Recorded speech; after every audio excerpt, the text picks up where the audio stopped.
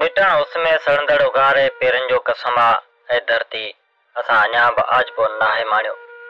तोड़े जो तुंहिंजी कुख मां जनमी थिया आहियूं, पर अलाए छो ॻभेजी गुला में बंबर रातिनि जे भाकरनि में बि पेर तरिन ते फुला ठहिया आहिनि ऐं हथ तरिन जे रेखाउनि में भाग जा सभु लीका मिटिजी पिया आहिनि। तुंहिंजी आसूदगी जा सभई खज़ाना तुंहिंजे पेटनि में ई लुटिजी विया आहिनि।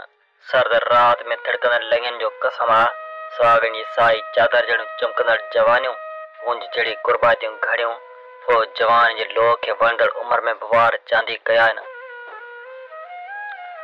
सर्दियूं गर्मियूं सिर ते सही तुंहिंजी नाले जी बका लाइ लुंडियूं लताड़ियूं आहिनि। बुखायल ॿार जे अखियुनि मां किरंदड़ लुड़कनि जो कसम आहे त पोपरी पलकनि मथे आज पे जो आंसू निखेरे हर उभरंदड़ सिज में उमेदूं रखियूं आहिनि, पर अञा ताईं आज़ादी जे परचम जो फड़को ॾिसण में न आयो। असांखे मुकमल मायूस कयो वियो आहे। असांजे हनाई हथनि में तोड़े जो रत फुलाबनि जी रंगिजी विया आहिनि, पर टके दड़ी फसलनि जो रेट करे असां ते सनतनि जो वॾो बोझ खणायो वियो आहे। असांखे एहतजाज सिवा कुझु बि नथो मिले। एहतजाजनि में बि लठियूं वसाए वाड़िया वञूं था जेलनि में ऐं खंबे खंबे घुम कया वञूं था।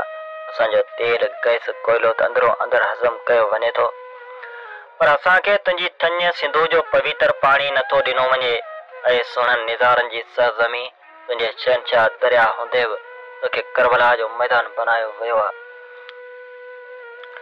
ऐं धरती असां त हाणे चौतरफ़ घेरजी विया आहियूं ऐं घुटिजी जियूं पिया। तुंहिंजे सीने ते न मदरसे जो ॿार महफ़ूज़ आहे ऐं नई दरसगाह में न्याणी। असांखे हाणे घर में महफ़ूज़ नथो रखियो वञे। असां हाणे तुंहिंजे सीने ते हलण खां डिॼूं था। असांजो को बि वाली नाहे रहियो, न ई को भिटाई जहिड़ो केॾारो ॻाईंदड़, न ई को कलंदर जहिड़ो धमाल करण जहिड़ो आहे। असां त हाणे सुरका बि भरण जो अख़्तियार नाहे रहियो, दांव त करण जुर्म लिखियो वञे थो। ऐं धरती तुंहिंजे सीने ते रोपले जहिड़ो नाज़म अॼु कुठो वियो। तुंहिंजे सीने ते होशू जहिड़ो इर्शाद रांझाणी बि विच रस्ते मारियो वियो। तुंहिंजे सीने ते बाग़ल जहिड़ो निमरता नौशीन बि कुठियूं वयूं।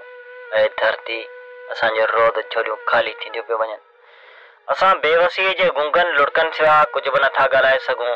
असांखे माफ़ कजाए धरती, असां में वाका करण जी बि हिमत न आहे रही। असां हिसजी विया आहियूं, असां दर दर जा आज़ारिया आहियूं। ऐं धरती मञूं था त मयारिया आहियूं, मञूं था त मयारिया आहियूं।